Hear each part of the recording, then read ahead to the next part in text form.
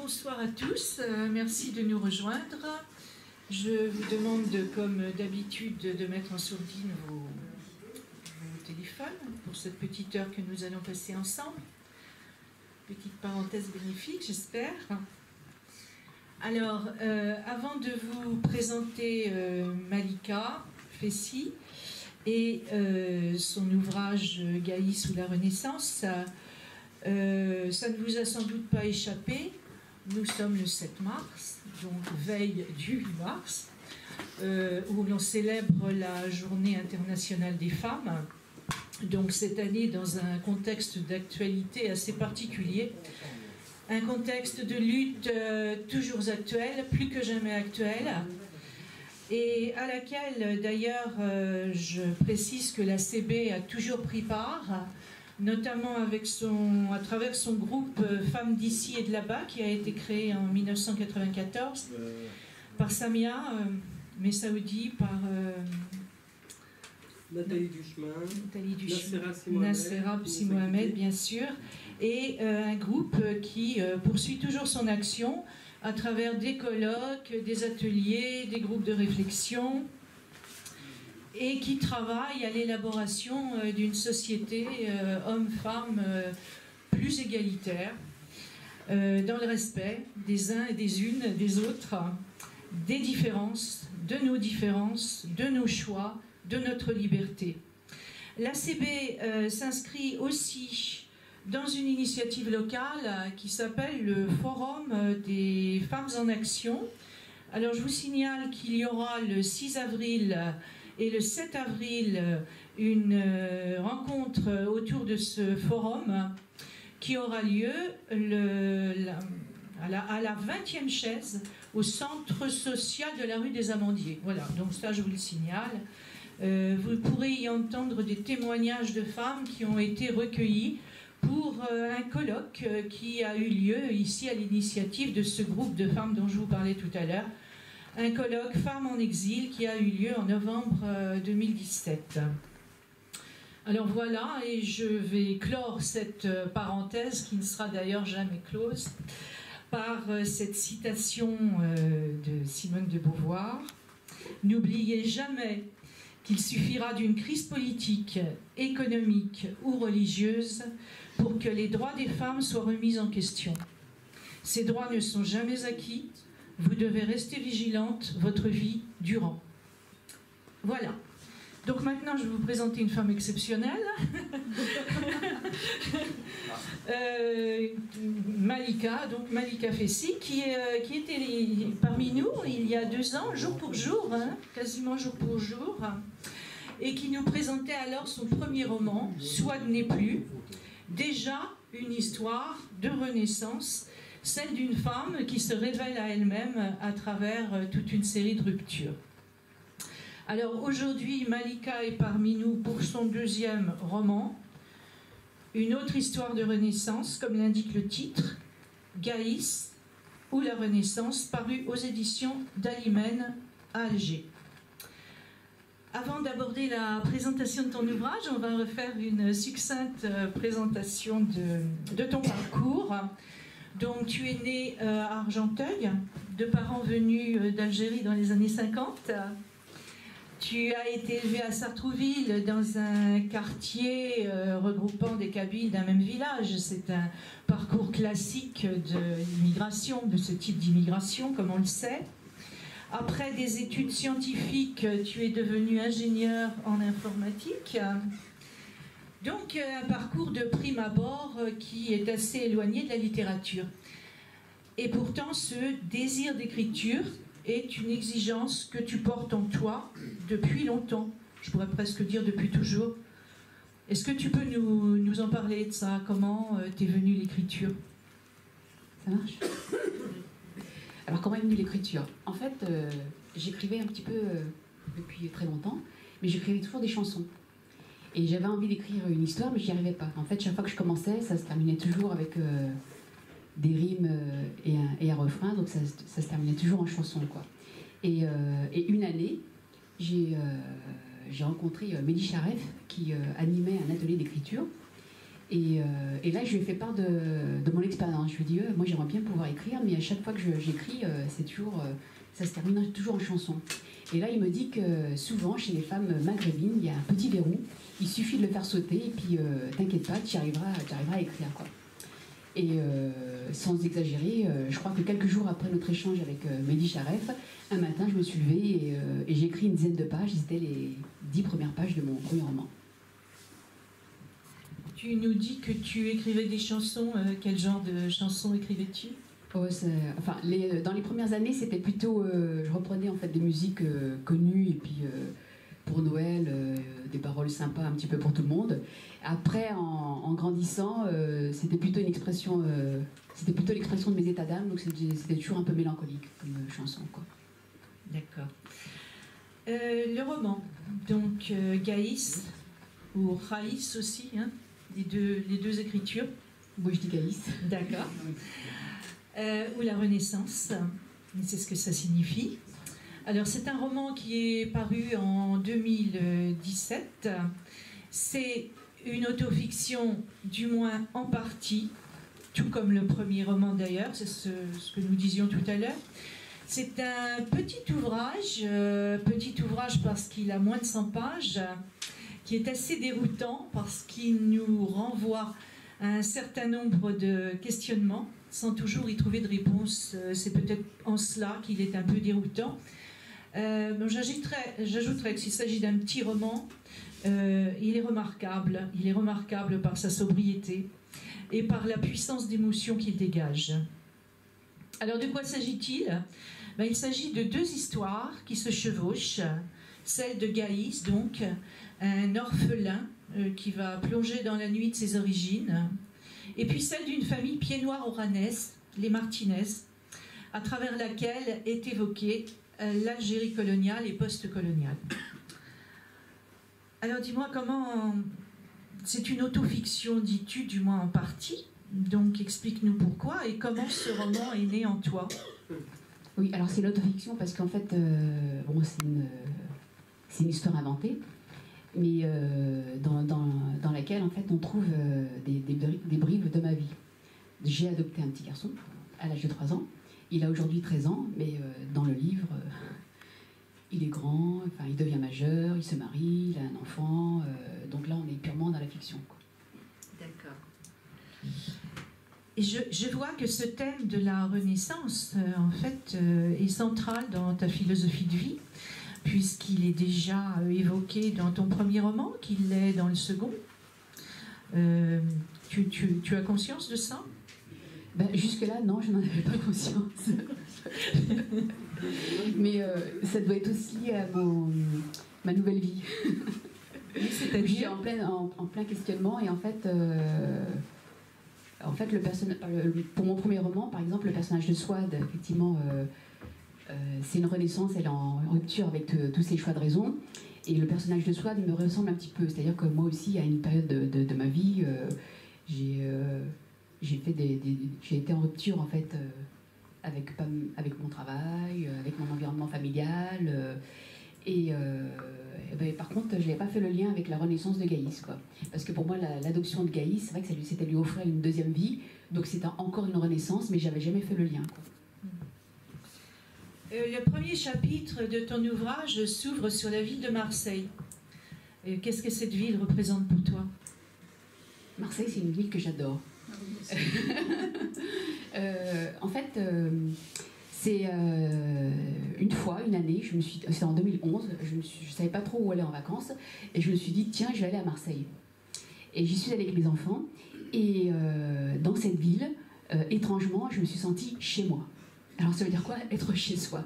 Je vis en France, de temps en temps je vais en Algérie, mais Marseille, ça a été un excellent intermédiaire. Je me suis vraiment sentie chez moi. Et je trouve que Marseille, c'est vraiment un bel intermédiaire entre la France et l'Algérie. Alors tu évoques une famille, cette famille Martinez, pas très sympathique d'ailleurs, hein, avec l'aïeul, un petit malfrat à l'origine qui est parti faire fortune en Algérie et qui pense que l'Algérie lui appartient Et puis ensuite, on voit le fils Alexandre, qui est un ultra Algérie française. Ces personnages-là sont des personnages fictifs. Qu'est-ce qui t'a inspiré cette famille-là? Là, la famille Martinez, Oran, tout ça, là, on est vraiment purement dans la fiction.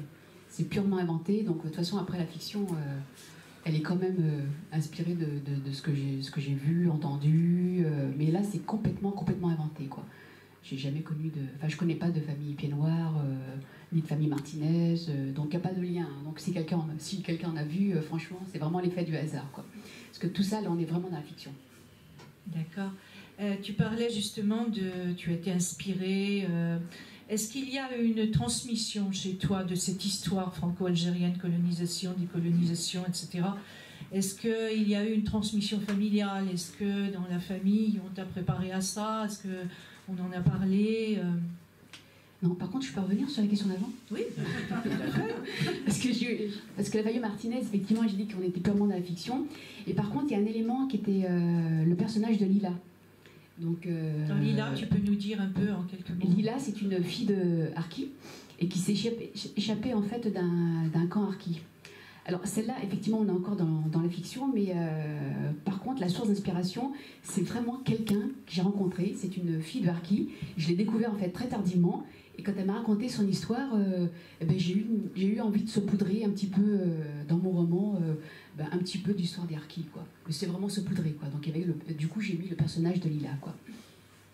Alors tu me disais pas de transmission familiale, c'est-à-dire que on est muet dans ta famille sur cette histoire, on en parle, Non, sur la guerre d'Algérie, honnêtement, la transmission, non, il n'y a pas eu du tout de transmission, quoi.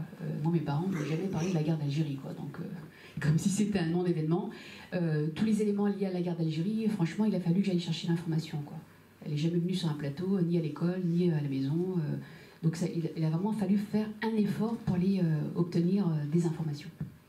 Comment est-ce que ces romans ont été reçus chez toi parmi les tiens? Alors, le premier, quand je l'ai fait, quand Mehdi Charek m'a dit ton livre, maintenant il faut l'éditer, j'étais super contente, super enjouée. Et puis après, j'ai eu une grosse angoisse. Je me suis dit, oh là là, ils vont le lire. Alors, c'est mon entourage, évidemment. Donc, j'ai pris ma voiture, je suis allée toquer à la porte de ma sœur. Et je lui ai dit, est-ce que tu as 2 bonnes heures devant toi? Elle m'a dit, oui, pourquoi? Alors, je lui ai dit, écoute, je vais te lire quelque chose, mais surtout, tu ne m'interromps pas. Et je lui ai lu mon livre. Et puis après, quand j'ai terminé, je fais, mais t'inquiète pas, je vais changer mon nom, je vais mettre un pseudo et tout. Et là, elle me dit, pourquoi? Et c'est là en fait que j'ai réalisé en fait qu'entre ce que j'ai écrit et ce qui a été réveillé en moi, il y avait un gros delta, quoi. Il y avait des choses un peu douloureuses, mais je les avais pas écrites en fait. Je les avais pensées, mais je les avais pas écrites, quoi. Donc j'ai eu une grosse angoisse, quoi. Et puis quand la réaction de ma sœur, en fait n'a été une espèce de bénédiction. Donc j'ai assumé le roman avec mon vrai nom. Et pour le deuxième, en fait déjà j'avais déjà la caution du premier, donc du coup j'ai été beaucoup plus à l'aise. J'ai pas eu ce souci-là, j'ai pas eu d'angoisse, j'ai pas eu de... Ça s'est fait naturellement pour le deuxième, quoi. Tes enfants l'ont lu, le deuxième? Ah, mon fils adoptif a eu l'exclusivité. Alors, je lui ai d'abord demandé en fait son autorisation. Je lui ai dit oui, je voudrais raconter une histoire un peu qui commencerait avec la tienne. Est-ce que ça te dérange? Il m'a dit non, absolument pas. Je crois même qu'il était flatté. Et puis à chaque évolution en fait du livre, donc je lui ai lu chaque chapitre. Donc je crois qu'il était content. C'est son prénom, Gaïs? C'est son prénom. Ouais. Ah, d'accord. Ouais. Donc tu as adopté un enfant en Algérie, un petit Oranais, c'est cela, non? Non? A priori. A priori, oui, évidemment. Je vais expliquer pourquoi je dis a priori. Oui. Donc, on va parler un petit peu de ton parcours d'adoptant, des difficultés, des démarches, mais auparavant, j'aimerais bien qu'on cerne un peu le statut de l'orphelin en Algérie. Oui, donc Gaïs, je l'ai adopté en 2007, et effectivement, je l'ai adopté dans la ville d'Oran. Alors, je dis a priori Oran parce qu'en fait, son histoire, c'est que lui a été trouvé dans un parc. Il a été abandonné dans un parc à l'âge de 2 ans.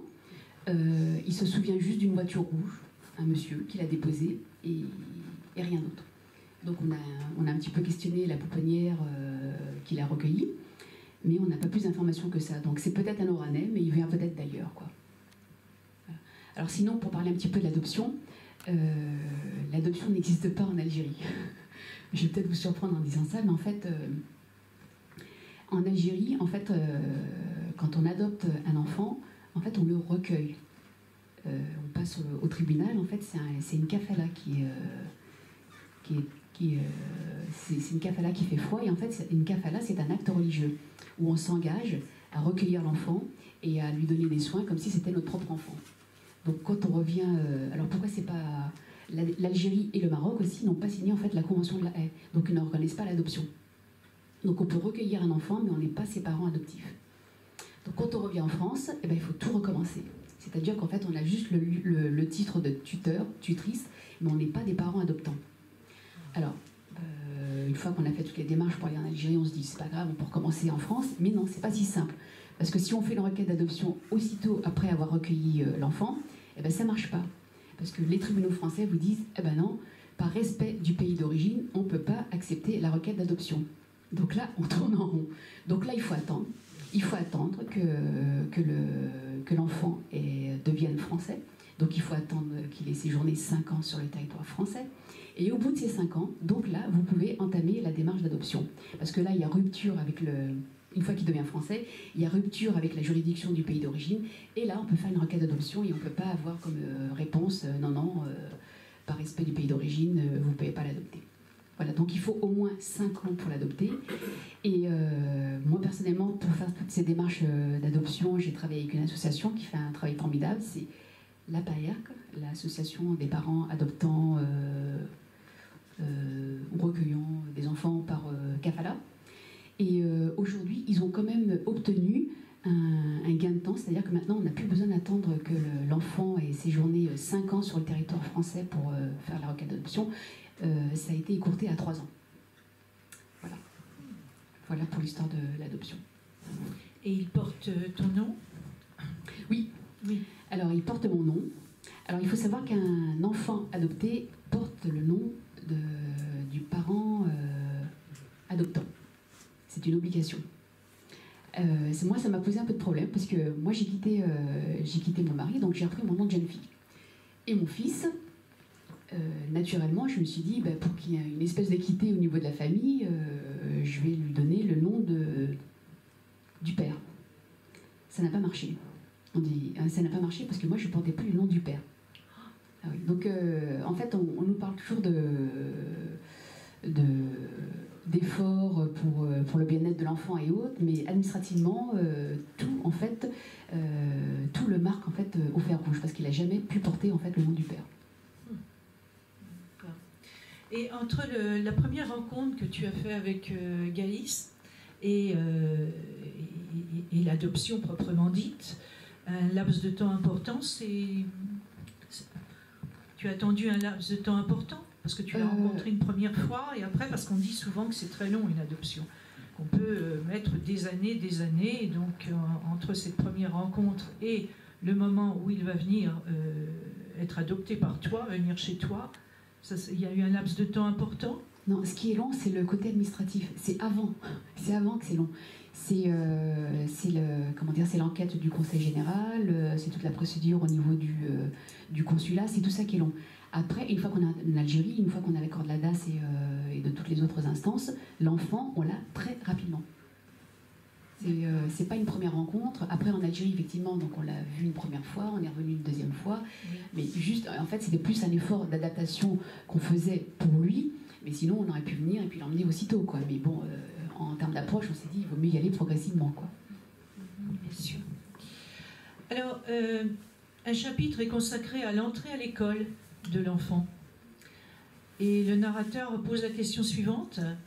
Comment devenir un garçon ordinaire malgré une vie extraordinaire? Est-ce que c'est quelque chose qui a concerné ton fils, ça? Est-ce qu'il connaît son histoire? Alors oui, il y a une totale transparence par rapport à son histoire. Et c'est vrai que de temps en temps, surtout quand il est plus jeune, parce que bon, maintenant c'est mon fils et j'oublie presque qu'il a été adopté. Mais dans les premières années, je l'observais et je me mettais en fait je l'imaginais en fait dans sa petite tête. Et c'est vrai que du jour au lendemain, on lui a dit tiens, ben voilà tes sœurs, voilà tes parents, voilà ta tante, voilà ton oncle, voilà ton grand-père, voilà ta grand-mère et autres. Je me suis dit mais quel embroglio dans sa petite tête. Du jour au lendemain, en fait, on lui a fabriqué une filiation, quoi.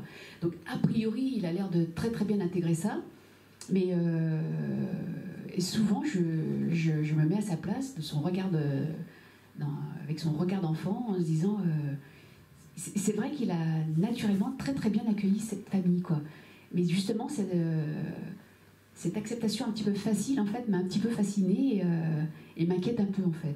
Je m'attends, en fait, à une réaction dans une phase adolescente où il y a un questionnement qui peut arriver et qui pourrait un peu moi, je me dis... l'histoire de l'Algérie, ça m'a un peu travaillé. J'avais envie de connaître mon histoire, j'avais envie de connaître l'Algérie et autres, parce que je suis née ici. Je me suis dit, lui, qui a déjà eu une petite histoire de 2 années en Algérie, qui a été bien sûr nourri d'amour et d'affection par une famille adoptive, je me suis dit que ça va le travailler de la même manière, quoi. Peut-être plus violemment d'ailleurs, quoi.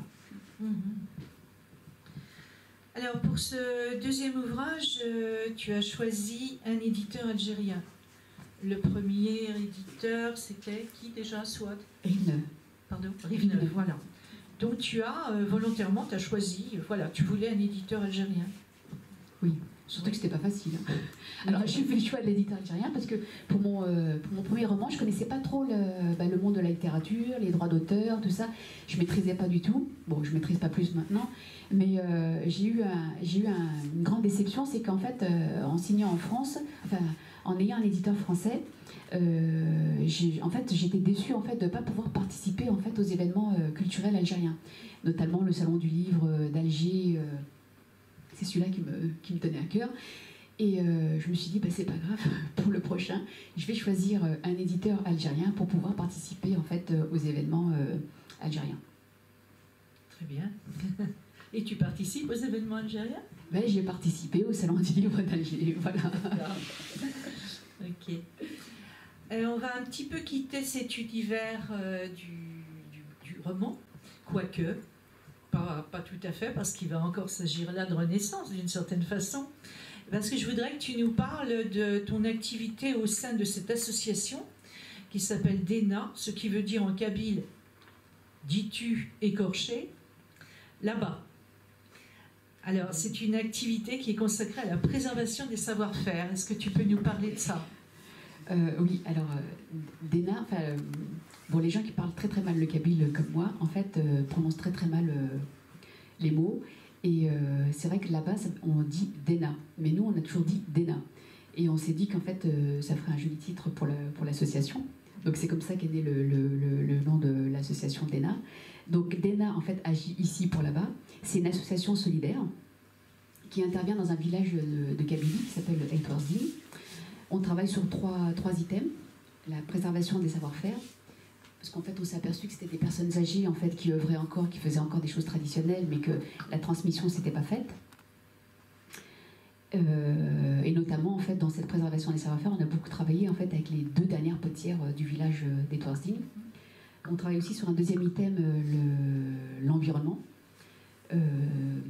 En fait, on apprend en fait, aux enfants, enfin, on sensibilise les enfants en fait, à avoir les bons gestes en Algérie, parce qu'en fait, dans ce village qui est un petit peu écarté, un petit peu reclus en haute montagne, il faut savoir que toutes les campagnes de sensibilisation par rapport à la préservation de l'environnement n'arrivent pas, quoi.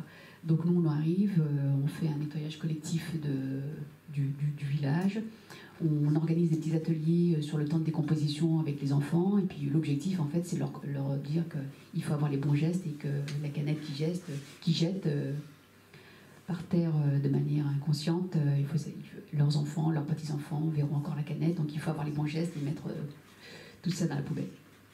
Donc ça, c'est le deuxième item. Et puis après, il y a le troisième item, c'est l'école. C'est-à-dire que dans le village où on intervient, il y a une petite école où il y avait à l'origine une vingtaine d'enfants. Et on essaye en fait, d'apporter des livres pour leur constituer une petite bibliothèque. Et on leur apporte chaque année en fait un petit kit scolaire qu'ils auront pour la rentrée des classes. Voilà. Et oui, vas-y. J'y vais. Et dans la préservation en fait des savoir-faire, en fait, on a suivi en fait les dernières potières de la Edwardsding. Et quand on a vu que le travail qu'elle faisait, ben, naïvement, on est allé au musée Quai Branly. Et on a dit à la conférencière, vous savez, les poteries que vous avez dans votre vitrine, on connaît des femmes en Kabylie qui travaillent en fait encore de la même manière. Bon, on l'a vraiment fait de manière aussi naïve. Hein. Et la conférencière nous a dit, très sympa la conférencière, parce qu'elle déjà nous a pris au sérieux, et puis elle nous a dit, concrètement, vous voulez quoi? Et en fait, en discutant, en échangeant et autres, on est arrivé à une espèce de compromis. Elle fait, écoutez, moi, si vous avez un bon support vidéo, regardez-moi au sérieux. Si vous avez un bon support vidéo, je suis prête à faire des conférences sur la confection des poteries traditionnelles berbères, quoi. Donc nous, on a entendu ça. Et bon, on s'est dit, bon, ben, faut faire un film. Et du coup, on a fait un film. On est parti à l'aventure, on s'est dit, bon, ben, faut faire un film. On s'est retrouvés au Maghreb des livres. On en a parlé à Samia, je crois.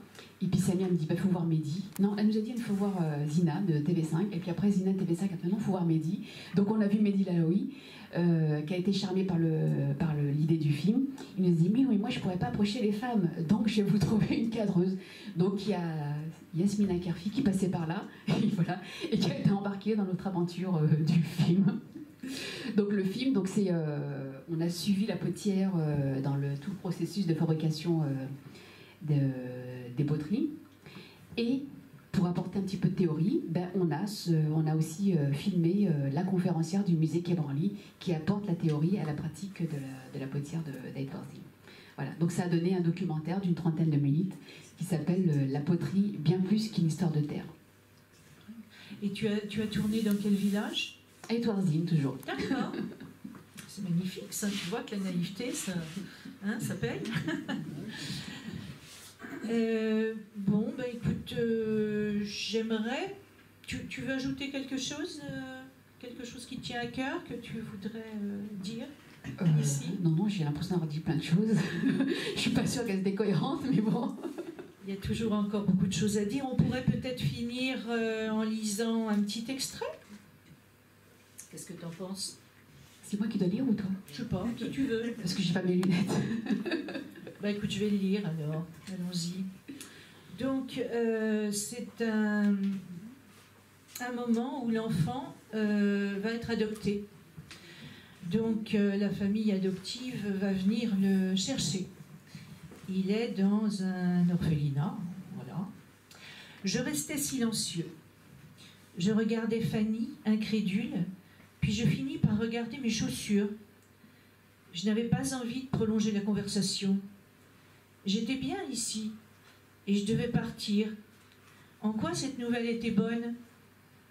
Allez, ne fais pas ta mauvaise tête, Coco. Mercredi après-midi, tu n'iras pas à la sieste. Tu partiras en promenade avec ta nouvelle famille. Et tu viendras me raconter comment ça s'est passé, d'accord? Je suis sûre que tu n'auras plus envie de rentrer. Si tu as des questions, tu viens me voir. Allez, file. Je regagnai la cour en traînant des pieds, mains dans les poches, tête baissée. La bonne nouvelle résonnait en moi comme une condamnation. J'étais condamnée à quitter les personnes que j'aimais, et qui m'aimaient, du moins qui semblaient m'aimer. J'allais partir dans une famille, chez des inconnus. Encore partir pour une nouvelle promenade. Mes départs commençaient toujours par une promenade. Wassim vint à ma rencontre. En voyant ma tête, il s'imagina que j'avais fait une énorme bêtise. Qu'est-ce qui se passe? Je vais partir. Pourquoi? Qu'est-ce que tu as fait? Sa question me surprit tellement, elle était logique.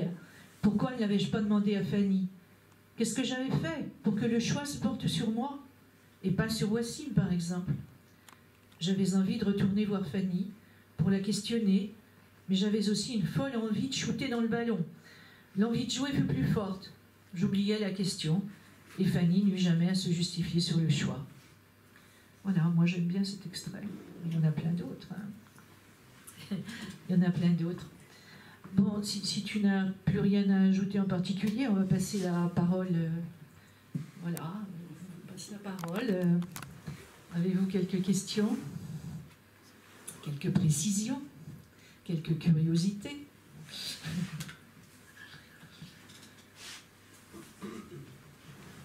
Ah, je suis sûre.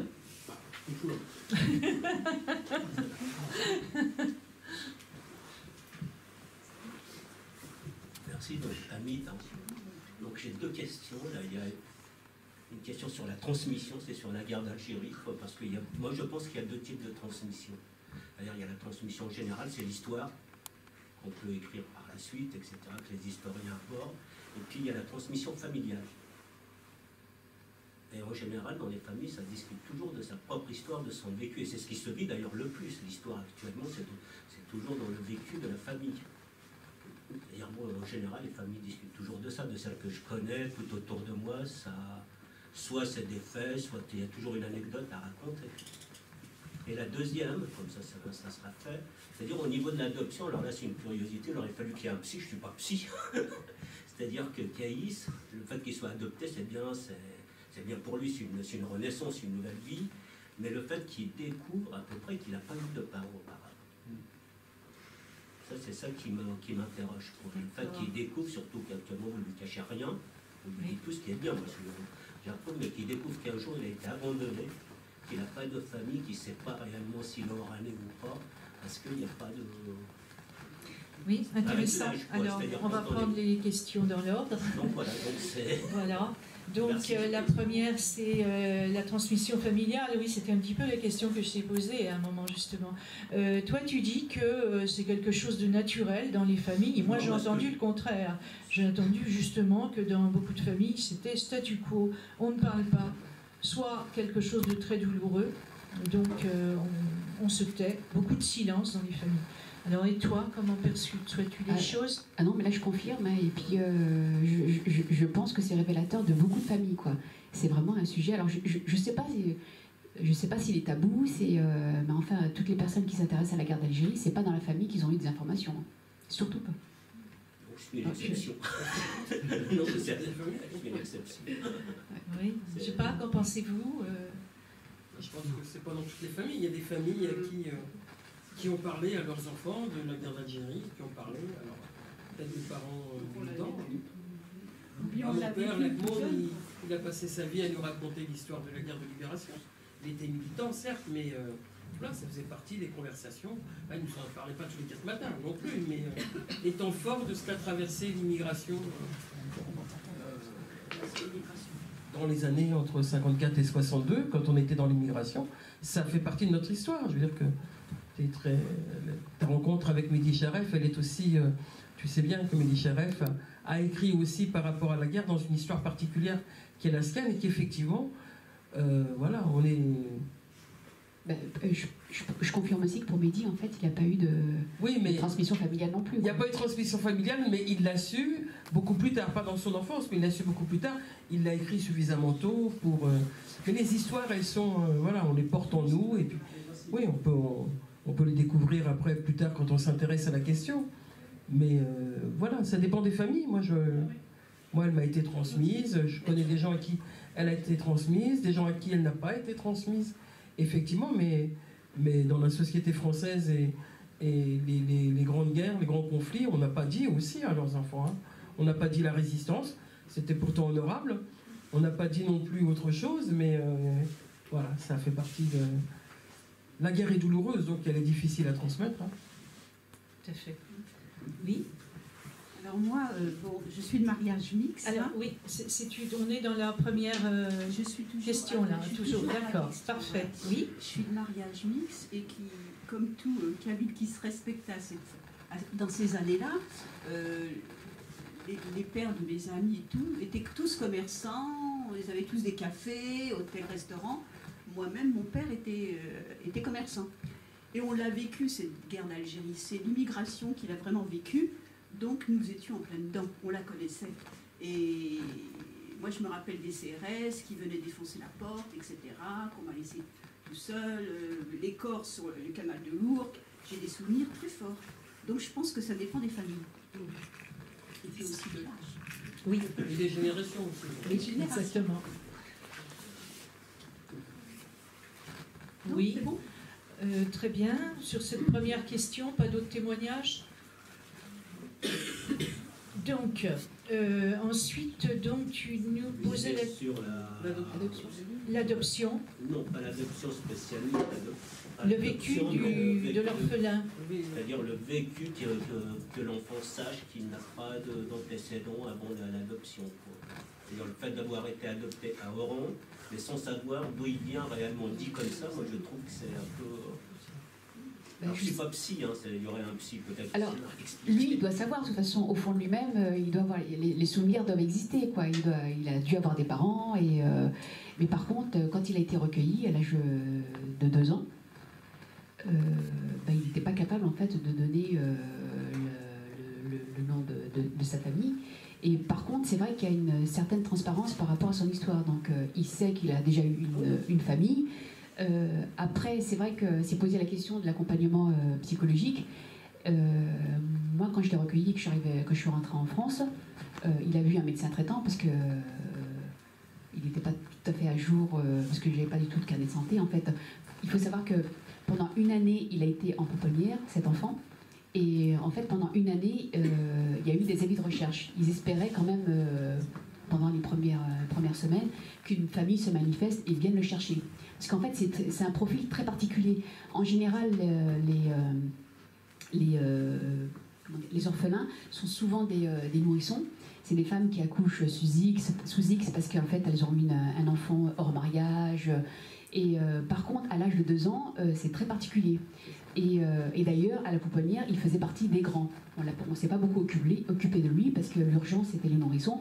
Lui, il était grand, presque autonome, et il a été en fait un peu négligé. Donc pendant 1 année, en fait, il y a eu des avis de recherche, personne ne s'est manifesté.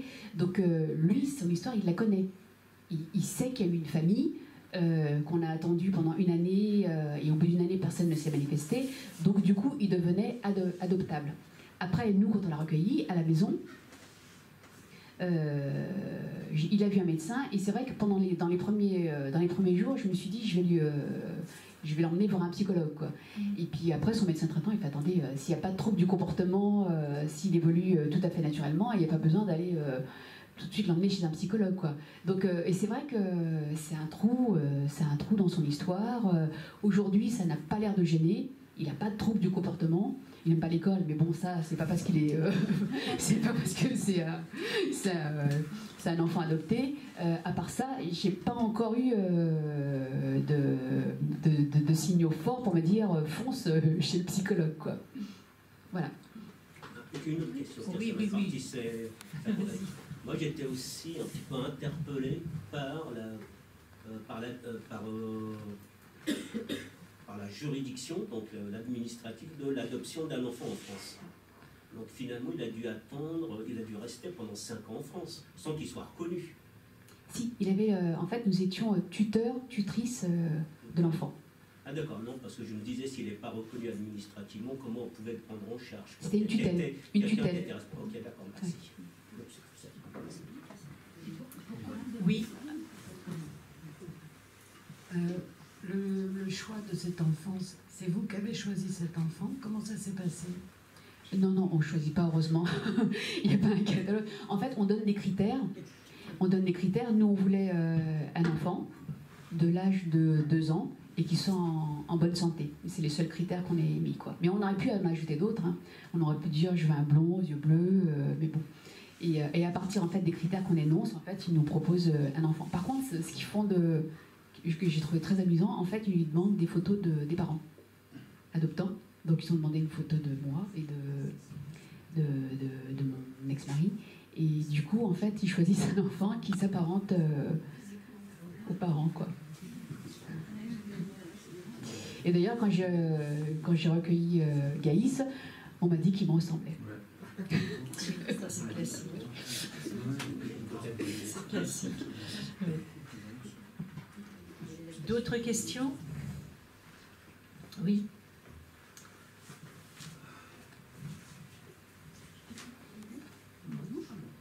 Je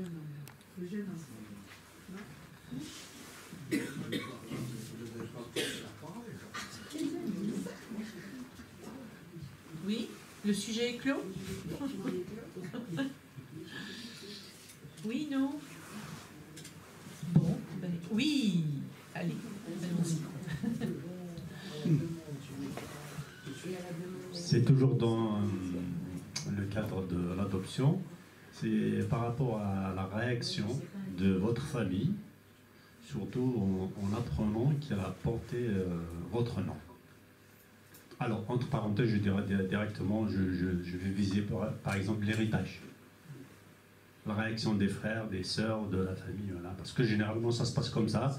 Je connais un cas en Kabylie, ben, le monsieur qui a adopté un enfant après le séisme de Boumerdès, il a été complètement mis en quarantaine par ses frères, ses cousins paternels, tout, voilà. Merci. Oui. Enfin, la réaction de tes enfants, si tu veux, de tes autres enfants, par rapport à cette adoption. Je ne sais pas si à l'époque ils se posaient la question d'héritage. Non, honnêtement, la question ne s'est pas du tout posée. Et au contraire, je trouve que c'est. D'ailleurs, j'ai 2 autres filles, et je trouvais vraiment beau parce qu'en fait, du jour au lendemain, c'était leur frère, quoi. Il n'y a vraiment pas eu de souci, quoi. Je dirais Donc, que. Elles avaient quel âge au moment de l'adoption, tes filles? C'était en 2007. La petite, elle avait à peine 6 ans. Et puis la grande, 14 ans. D'accord. Je parle aussi de vos frères à vous, de vos sœurs, des cousins. Hein. Parce que vous avez évoqué que vous êtes originaire de Kabylie, donc il y a des terres du clan, de Edroum, comme on dit. Voilà, honnêtement, la question financière s'est pas posée. C'était plus la question affective, d'adaptation et autres. Je crois pas avoir abordé la question de l'héritage. Oui. Question pour la prolonger, parce que c'est vrai que j'ai entendu des cas pareils.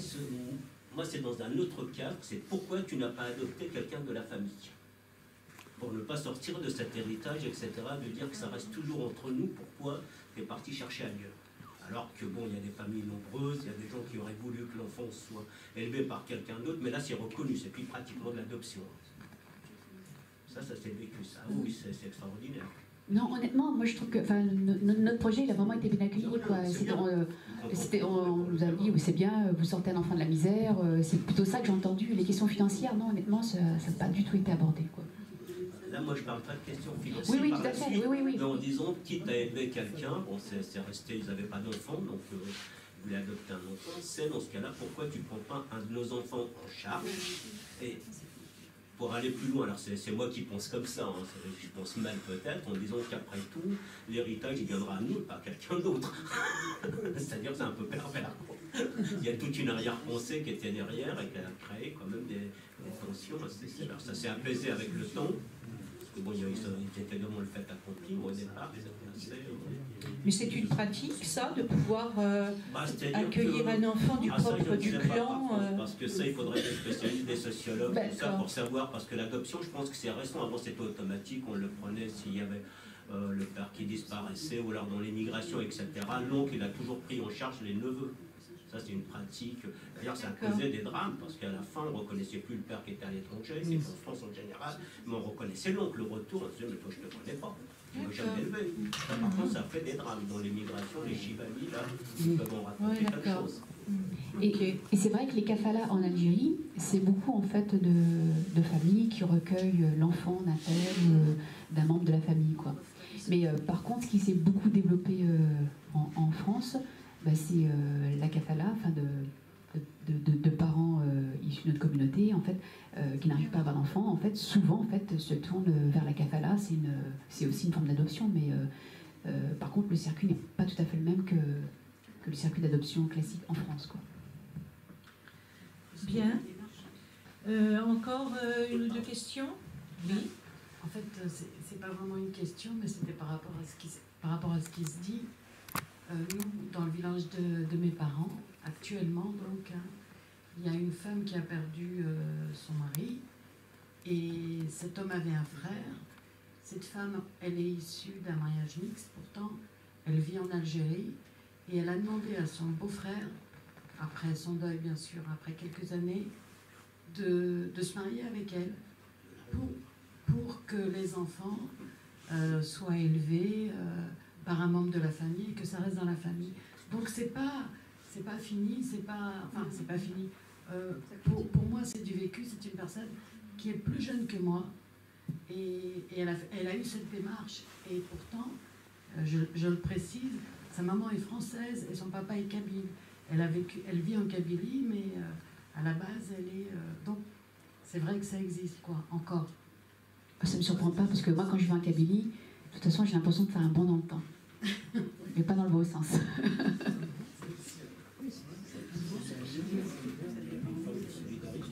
Oui. Terminé, encore une question dernière? Non? Bien. Eh bien, avant que vous ne vous leviez tous, on va faire quelques petites annonces. En ce moment, vous avez une magnifique exposition très intéressante de portraits de femmes berbères. Je vous convie à ne pas passer à côté. Du reste, vous ne passerez pas à côté, parce que vous allez remonter l'escalier. Voilà.